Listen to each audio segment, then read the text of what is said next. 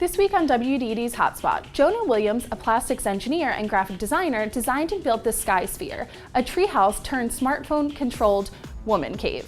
Yes, I said woman because, well... Anyway, this steam tower treehouse is a solar-powered, Android-controlled little hideaway above the New Zealand countryside. And not only is it awesome, it looks pretty awesome too. The main area is a circular room surrounded by curved hoops and supported by a tall, hollow column.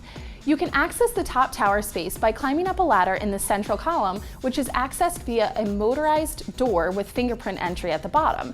2 additional doors provide access to the rooftop star view platform. The connected treehouse has a 360-degree viewing window that is 7 feet high and has a circumference of 46 feet.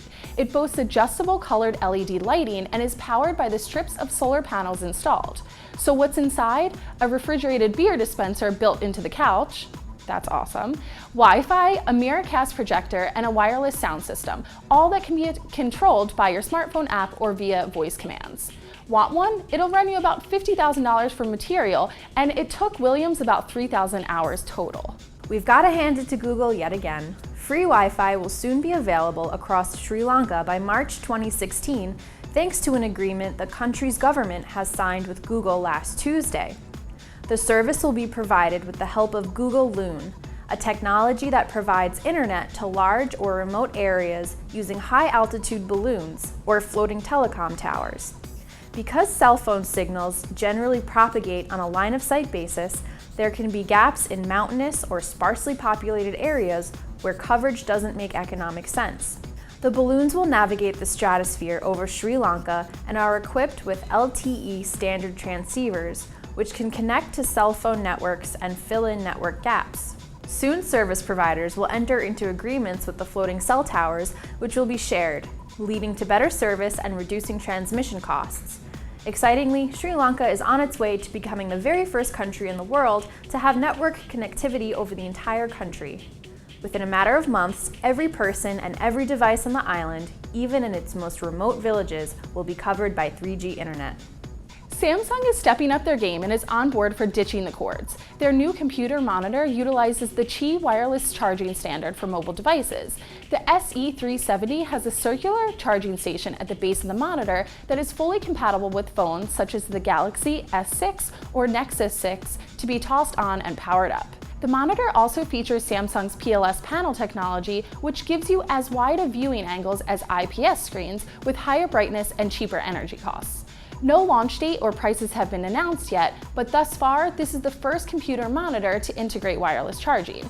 The only downfall right now is the small number of smartphones that have built-in wireless charging at this point, but you could use a third-party case and receiver module if you're so inclined. It's like Terminator meets the Cold War, or at least that's what Stephen Hawking and other leading public figures are trying to prevent. Artificial intelligence has advanced to the point where the deployment of autonomous weapons is feasible within years.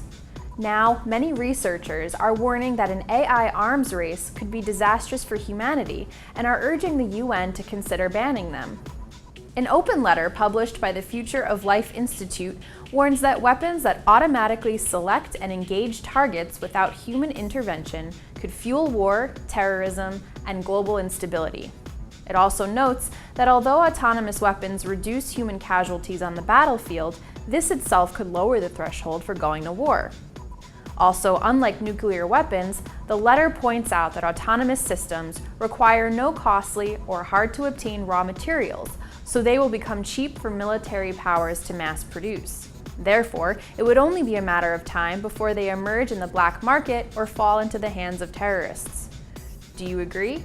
Semi-autonomous weapons are already being developed, with the US Air Force predicting that by 2030, machines will advance to the point that humans will become the weakest component in an array of military systems. The letter was signed by notable figures Stephen Hawking, Elon Musk, and Noam Chomsky.